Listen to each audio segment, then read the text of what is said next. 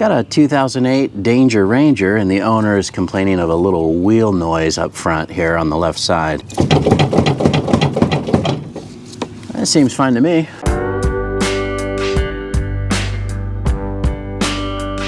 Hey, what's up YouTube? Dan the Fix-It Man. Got another quick video here for you. Got a 2008 Ford Ranger just dropped off by the tow truck last night, and we've got a broken spindle in here. I don't know who put the lug nuts on backwards. I don't think it was the owner, but let's pull the wheel off and take a look. It looks like the caliper bolts held this together and kept that wheel from flying off. So this is a lifted spindle here, or the spindles are basically dropped to give the truck a lift. I was not able to find these exact same replacements. I ended up finding some spindles at a junkyard, and they were also the drop spindle. Hopefully give this the same lift that it had. It's probably a 4-inch lift. We'll pull this off and change it out, get this thing put back together. I'm just gonna break the caliper bolts loose here. These are a 15 millimeter.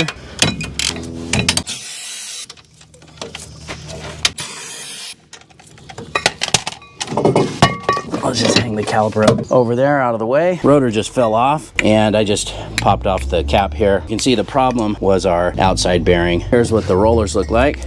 They're all flattened. It definitely seized, and here's the other end of our spindle where it snapped off. So maybe we can just glue this one back on. Ha, just kidding. So let's just get going. We'll pull the old knuckle off, and then we'll put this new one in, or a new used one in, and see how it goes. Now first I'm gonna disconnect the tie rod here, take out the cotter pin.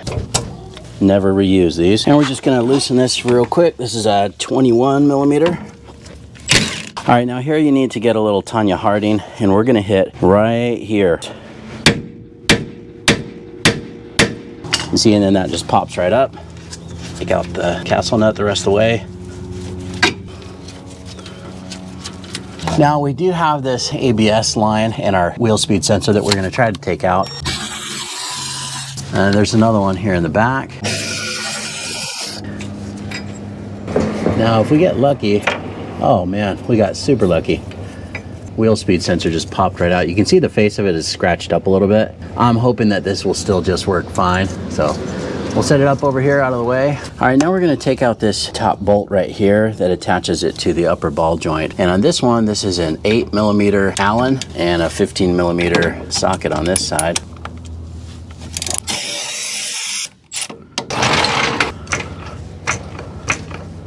Just trying to relieve some of that pressure off the spring. So I just put the floor jack underneath there and lifted it up a little bit.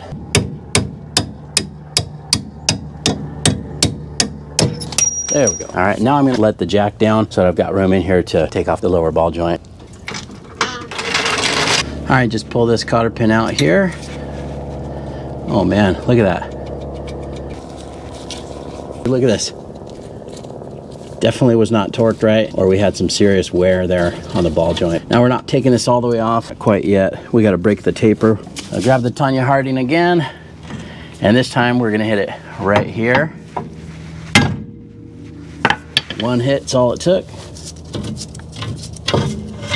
There we go. Now here's the old broken spindle steering knuckle, and here is the replacement that we're going to use. Now when I went to the scrapyard and found this, I was hoping that this would be the same amount of lift, and it looks like it is. The spindles are at the same height, but I didn't realize that the one that was on the truck actually does have a serviceable or replaceable spindle. But this is the one I found, and you know, it was the one available to me, and it's what we're using. It's what I'm going to put on the truck. A little bit heavier than this one here. I don't know that it's heavier duty or better design. I'm not going to form an opinion there. I don't know. Let's go put this one in and see if we can fix that rotor, or we'll get the new rotor and get the new bearings in there. And let's go position this one where it goes and keep going. All right, so first I'm just going to try to get this positioned up underneath here and just loosely thread this one on. Now I'm going to get the floor jack underneath there and lift it up so that we can get this bolt in the top started. Now it's never easy, of course. You can see that this one here has been previously clearanced or notched right here in the lower control arm, right here and right there. This new lift spindle was rubbing right here. So I'm just gonna hit that with the grinder real quick just to kind of soften this edge and give us the clearance that we need so that we can still turn all the way to the left and all the way to the right.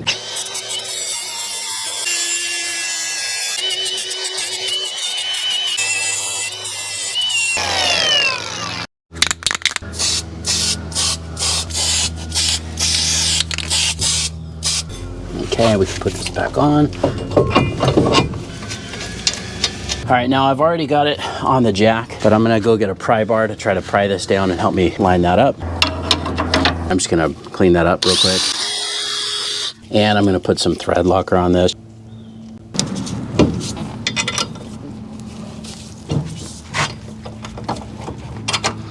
Got it.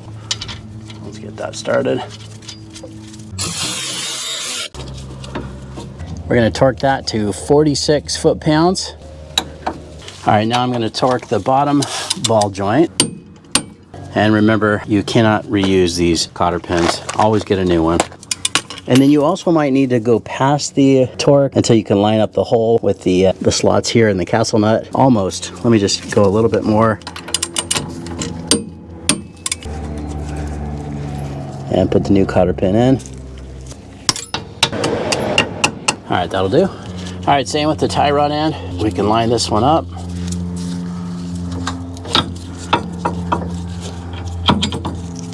We'll get this one started.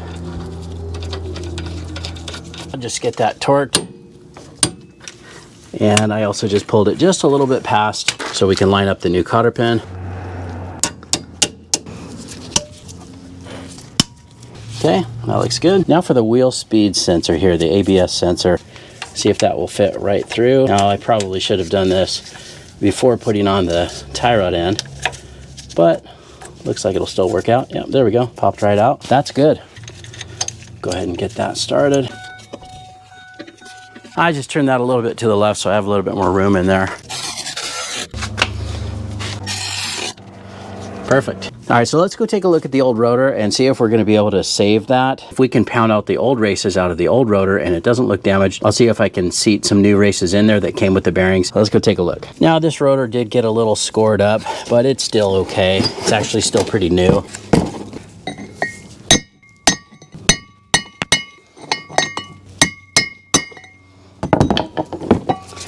There we go, came right out, and it looks fine.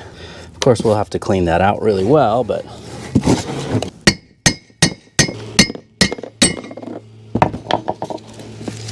there we go. Tone ring here looks fine. Let's just clean this up and we'll put some new races in there.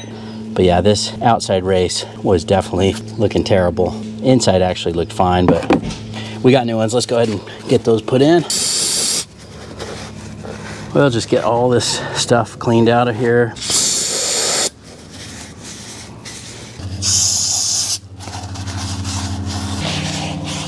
Now I also have this little bearing race kit. It's real cheap. I'm glad I bought it years ago. Okay, I'm going with this one here. This is the 63. See, it fits in that race just perfect. Just set that up as true and straight as you can. Just hold it nice and steady and tap it until it seats. Now it doesn't really help that I'm on cardboard. It's kind of bouncing around, so I'm gonna move the cardboard out of the way and something more solid here. Let's see if that'll work.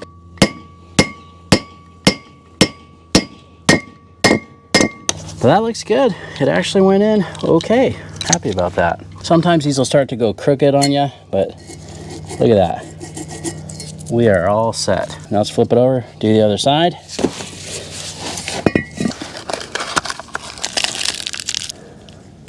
Just make sure you put that with the tapered side facing out. Really hoping we can set that up as straight as possible here.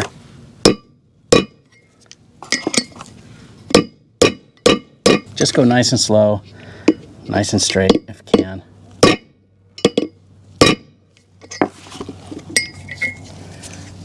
All right, it's going.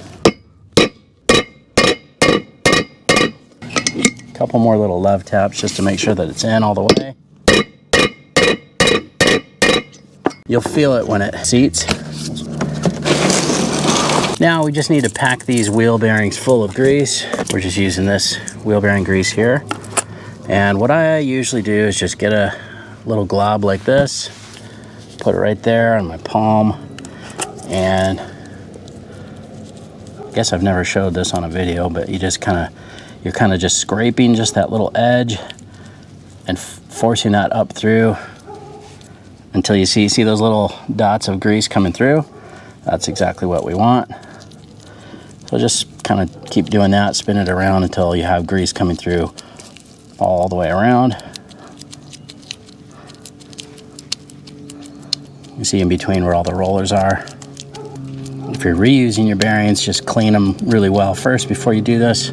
Okay, now this one, go ahead and put in, and then we're gonna put the seal in there. But I'm also gonna get our outer wheel bearing packed with grease and ready once we get the rotor put on.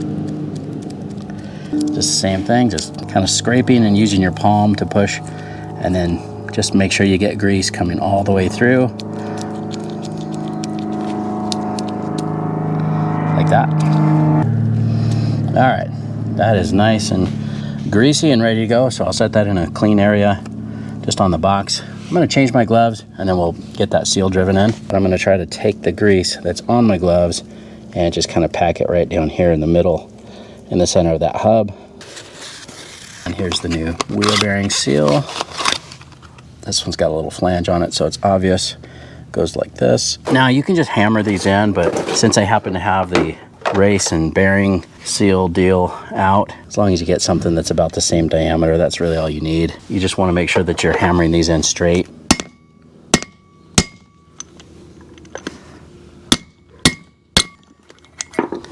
All right, perfect. You know, this really is a handy little kit here.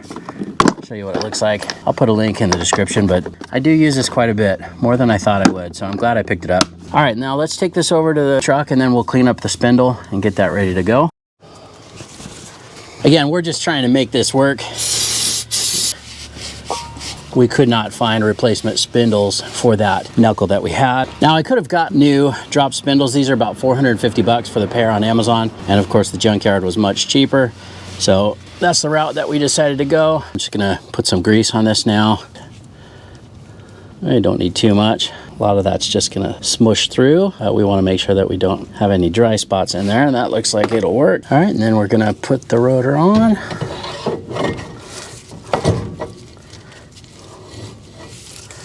That looks good. And then we can put the outside bearing in. Okay, and then we can put this little washer with these two little flat spots on there. These threads are not perfect, but I tried to clean them up a little bit. All right, now we can put the spindle nut on. This is a new spindle nut, by the way. Just make sure you don't cross thread that. All we're really doing is tightening this down to seat the bearings, and then we need to back it off.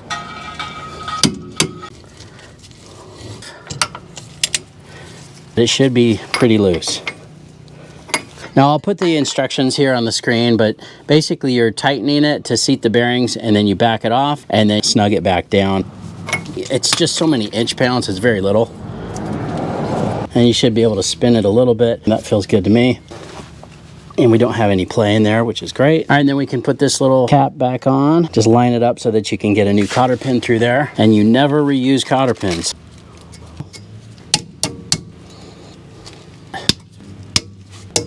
Okay, and then we can put the dust cap on. This one was pretty mangled. I tried to pound the outside surface back out a little bit. Let's see if we can get that to line up.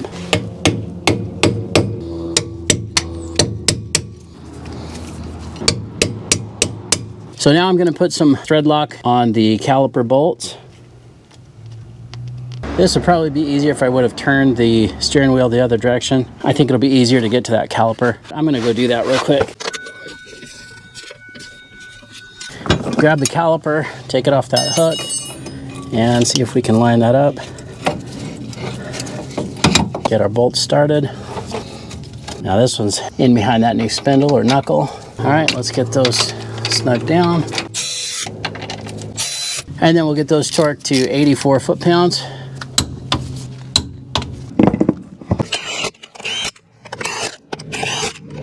And that's it. The Danger Ranger rides again. I hope you liked the video. Please give it a thumbs up and subscribe if you don't mind. That does help me out. I'll get a link in the description to some of these parts and tools that I use in the video as well. Thanks so much for watching and good luck.